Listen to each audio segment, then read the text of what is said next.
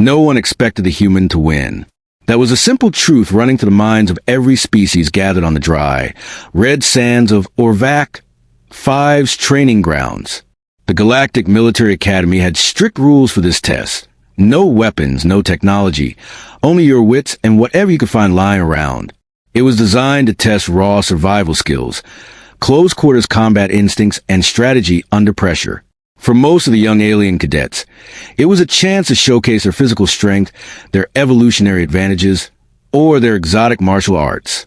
But for the lone human cadet, Private Aiden Cross, it was a death sentence. At least, that's what everyone believed. The instructors had made no secret of it. Humans were new to the Galactic Coalition, barely admitted after years of hesitation from the Council. Their reputation? Dangerous, unpredictable, but weak without their machines. And here, on this barren world with no weapons allowed, no tools, and no tech, just rocks, sand, and bone, Aiden had nothing. The other cadets smirked as they prepared. Massive reptilian Threxans flexed their clawed hands, chittering in amusement. The insectoid Volari twitched their armored mandibles in anticipation. Even the stone-skinned Yavok, towering brutes carved like statues, cracked their knuckles and laughed. But Aiden? He just walked the perimeter, eyes scanning the terrain with calm, calculating focus. He didn't bother sizing up his opponents. He sized up the land. The challenge was simple in theory. Last one standing wins. It wasn't supposed to be lethal, but accidents happened, especially when every other cadet saw the human as an easy target. The moment the signal sounded, chaos erupted. The Threxans charged like stampeding beasts. The Volari disappeared into dunes with insect-like speed. The Yavok stomped forward, fearless in their brute strength. And Aiden? He vanished. He didn't run, didn't fight, didn't throw a punch. He simply melted into the terrain, vanishing behind a ridge before the others even registered his absence. Days passed. The son of Orvac, Five burned mercilessly. Cadets clashed, brawled, and ambushed each other. The instructors observed from orbit, recording every brutal encounter. But as the numbers dwindled, a strange pattern emerged. No one had seen the human, but his presence? Unmistakable. It started small. A Threxan stumbled into a shallow pit, concealed with loose sand, snapping his ankle. Out of the competition. The Volari scouts reported tangled vines suddenly tightening around their limbs, tripping them, slowing them, making them easy prey for other cadets. Even the Yavok, confident in their strength, found themselves slipping on unstable rock formations that hadn't been there before. The instructors reviewed the footage, puzzled.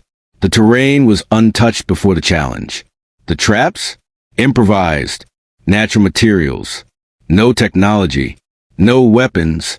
But methodical, precise, and always set in the perfect locations to exploit cadet weaknesses. It wasn't long before whispers spread. The human was still out there, watching, setting traps, never fighting directly, just waiting. As the days bled into each other, paranoia grew. Every cadet left standing second-guessed every rock, every shadow, every pile of sand. And one by one, they fell. A Volari caught in a snare woven from dried plant fibers and thin strips of discarded scales. A Threxan, knocked unconscious after triggering a deadfall of jagged rocks, perfectly balanced to crush but not kill.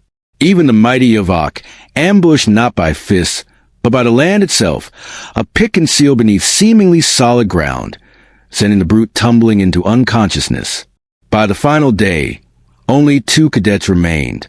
A Threxan named Zorvac, scales shimmering with desert dust, pride wounded but determination unbroken, and Aiden Cross, the ghost of the battlefield. Zorvac paced the final area, muscles tense, eyes darting. He snarled to the empty air, "Come out, human! Face me properly." Silence, just a whisper of the wind. Zorvac's claws flexed. He wasn't afraid of the human.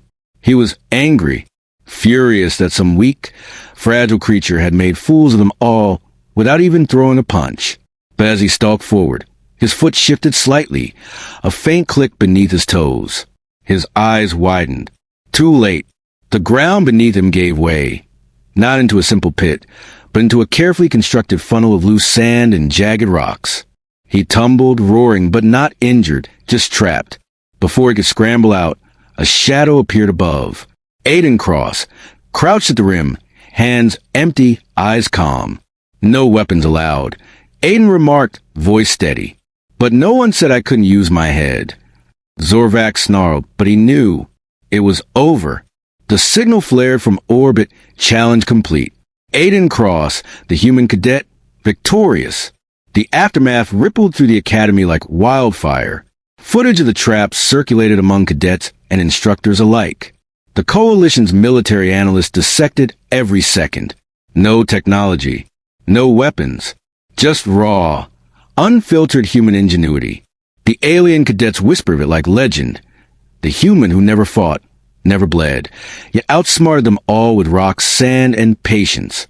At the debriefing, Instructor Vorn, a grizzled Yavok veteran with skin like basalt, addressed the assembled cadets. His voice rumbled like an avalanche. This challenge was not about strength, Vorn declared. It was not about claws, fangs, or brute power. It was about survival, about using your environment, about understanding your enemy. His eyes, like molten gold, locked onto Aiden. And humanity, Vorn added, understands the art of survival better than most. Some scoffed. Others stared at Aiden with new wariness. The humans, they realized, didn't need to overpower you. They'd let the world itself do their work. In the following weeks, rumors circulated beyond the academy. Across the coalition, species whispered about the human cadet who won the brawl without a fight. Some laughed it off. Others weren't so sure. Military strategists took note. Officers reviewed human history, guerrilla warfare, unconventional tactics, psychological operations. The coalition began to understand that humans didn't fight fair. They didn't fight loud. They fought smart. And when stripped of weapons, they turned the very world into a weapon. Aiden, meanwhile, kept his head down, continued his training, and ignored the stares. Victory was victory. And in the quiet, he smiled to himself. No weapons allowed? That only meant everyone else played by the old rules. Humans? They rewrote them.